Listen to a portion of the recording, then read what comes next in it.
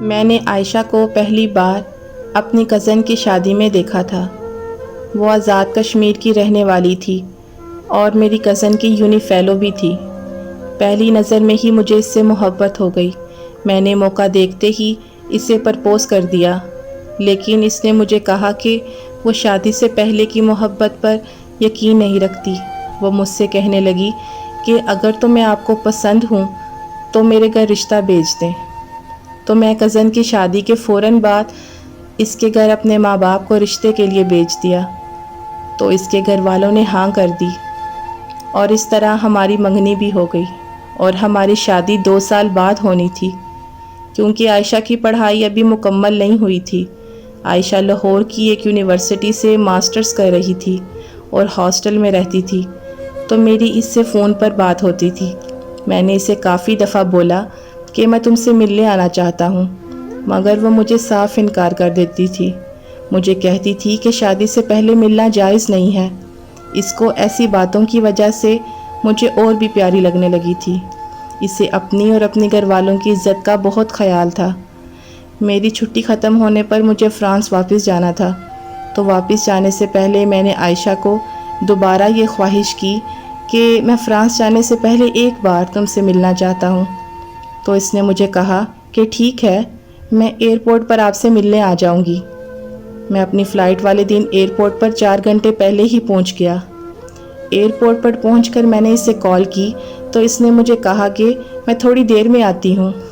2 گھنٹے کے مسلسل انتظار کے بعد میں نے اسے کال کی تو اس نے میرا نمبر مصروف کر دیا۔ 1 گھنٹے تک وہ میرا نمبر بار بار مصروف کرتی رہی۔ پھر اس نے کال اٹینڈ کرتے ہی مجھ سے کہا کہ میں نہیں آ سکتی، آپ چلے جاؤ۔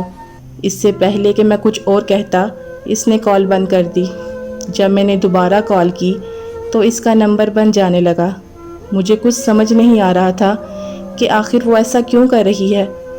اتنے میں میری فلائٹ کا وقت ہو گیا اور میں اسے بغیر ملے فرانس آ گیا۔ وہاں آ کر میں نے اسے کال کی تو اس کا نمبر پھر سے بند جا رہا تھا۔ میں اس کے گھر کال کرنے ہی والا تھا کہ میرے گھر سے کال آ گئی۔ مجھے میری امی نے بتایا کہ عائشہ کے گھر والے ہمارے گھر آ کر تمہارا رشتہ توڑ گئے ہیں۔ یہ سن کر میرے پاؤں تلے زمین نکل گئی۔ امی نے مزید مجھے بتایا کہ عائشہ کے گھر والے یہ کہہ رہے تھے کہ یہ رشتہ ہماری بیٹی کو منظور نہیں، اس لیے ہم یہ رشتہ یہیں ختم کرتے ہیں۔ میں نے امی کی کال بند کی اور عائشہ کے گھر کال کی تو ان کا نمبر بھی بند جا رہا تھا۔ میری لاکھ کوششوں کے باوجود بھی میرا رابطہ عائشہ اور اس کی فیملی سے نہیں ہوا، تو میں نے پھر سے چھٹی لے کر پاکستان واپس آ گیا۔ وہاں پہنچتے ہی عائشہ کے گھر آزاد کشمیر چلا گیا۔ وہاں جا کر مجھے عائشہ کے گھر والوں نے بتایا کہ عائشہ لاہور سے واپس کر آئی تھی اور تب اس نے کہا تھا کہ اس نے تم سے شادی نہیں کرنی۔ ہم نے اس سے وجہ بھی پوچھی تھی، مگر اس نے کہا کہ میں زہر کھا کر مر جاؤں گی، لیکن وہاں شادی نہیں کروں گی، اس لیے ہم نے آپ لوگوں کے ساتھ رشتہ توڑ دیا۔ اس کے بعد وہ 2 دن گھر رہی اور پھر واپس لاہور چلی گئی، مگر پھر ہمیں پتہ چلا کہ وہ لاہور پہنچی ہی نہیں۔ ہم نے اسے بہت ڈھونڈا مگر اس کا کچھ پتہ نہیں ہے۔ میں یہ سب سن کر اور بھی تکلیف میں چلا گیا، کیونکہ میرے اندر بہت سارے سوال پیدا ہو چکے تھے، اور آخر وہ اس دن ایئرپورٹ پر کیوں نہیں آئی، اور پھر اس نے اچانک مجھ سے منگنی کیوں توڑ دی، اور اب اچانک کہاں غائب ہو گئی ہے۔ میں اپنے انہی سوالوں کے جواب جاننے کے لیے اپنی کزن سے ملنے لاہور چلا گیا، جو اس کی بیسٹ فرینڈ ہوا کرتی تھی اور عائشہ کی یونیورسٹی فیلو بھی رہ چکی تھی۔ میری کزن نے مجھے بتایا کہ عائشہ یونیورسٹی میں ایک لڑکے سے بہت زیادہ پیار کرتی ہے، مگر وہ لڑکا عائشہ کے ساتھ مخلص نہیں تھا۔ میں نے یہ بات عائشہ کو سمجھائی تھی کہ وہ لڑکا تم سے پیار نہیں کرتا، مگر وہ اس بات کو سمجھنے تک اپنا سب کچھ گنوا بیٹھی تھی۔ پریگننٹ ہونے کا سن کر اس لڑکے نے عائشہ کو چھوڑ دیا۔ عائشہ نے اس کی بہت منتیں کی، مگر اس لڑکے نے اس کی ایک نہ سنی۔ عائشہ بہت عرصے تک ڈپریشن میں رہی اور پھر میری شادی پر اسے تم مل گئے۔ عائشہ خوش نہیں تھی، کیونکہ وہ خود کو کسی مرد کے قابل نہیں سمجھتی تھی۔ وہ تمہیں یہ سب بتانا چاہتی تھی، مگر میں نے ہی اسے منع کر دیا تھا، کیونکہ میں یہ چاہتی تھی کہ وہ اپنے کل کو بھول کر آج میں جینا سیکھ لے۔ اپنی کزن سے عائشہ کے بارے میں سن کر مجھے بہت دکھ ہوا، مگر افسوس اس بات کا تھا کہ میری کزن کو بھی نہیں پتہ تھا کہ تب عائشہ نے ایسا کیوں کیا اور وہ کہاں ہے۔ میری کزن سے ملاقات کے بعد میں اندر کی بے چینی اور بھی زیادہ بڑھنے لگی تھی۔ میں اپنے گھر آیا تو پتہ چلا کہ لوگ طرح طرح کی باتیں کر رہے ہیں۔ سب نے مان لیا تھا کہ عائشہ کسی لڑکے کے ساتھ بھاگ گئی ہے، مگر میرا دل یہ ماننے کے لیے تیار تھا ہی نہیں، کیونکہ وہ ہمیشہ اپنی فیملی کی عزت کو لے کر بہت زیادہ فکر مند رہتی تھی۔ آخر ایسا کیا ہو گیا؟ اس نے کسی کی عزت کا سوچا ہی نہیں۔ میں نے اس کے ساتھ ایک وقت گزارا تھا تو مجھے کبھی نہیں لگا تھا کہ وہ مجھے پسند کرتی ہے، بلکہ مجھے پورا یقین تھا کہ وہ مجھ سے پیار کرتی ہے۔ میں یہ سب سوچ سوچ کر پاگل ہوتا جا رہا تھا۔ پھر میں نے اپنی کزن کو کال کی اور یہ کہا کہ مجھے اس لڑکے کا ایڈریس یا نمبر چاہیے جس نے عائشہ کو دھوکہ دیا تھا، مگر میری کزن نے میری فوراً کال کاٹ دی اور پھر میری کزن نے تھوڑی دیر بعد مجھے کال کر کے اپنے گھر بلایا۔ میں اپنی کزن کے گھر لاہور گیا تھا، وہاں عائشہ بھی موجود تھی۔ عائشہ کو دیکھ کر میری جان میں جان آ گئی۔ پھر عائشہ میرے پاؤں میں بیٹھ گئی اور مجھے کہنے لگی کہ مجھے معاف کر دو، میں نے تمہارے ساتھ بہت غلط کیا ہے۔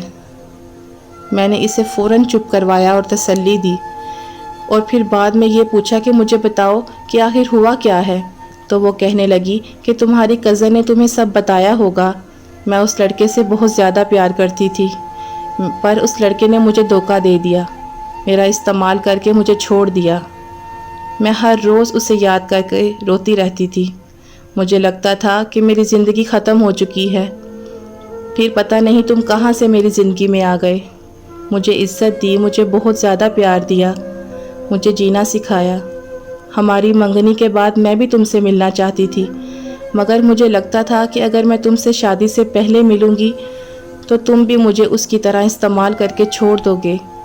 میں مانتی ہوں کہ تمہیں لے کر یہ سوچ میری غلط تھی۔ میرے ساتھ جو ہوا اس کے بعد میرے اندر ایک خوف سا طاری ہو گیا تھا۔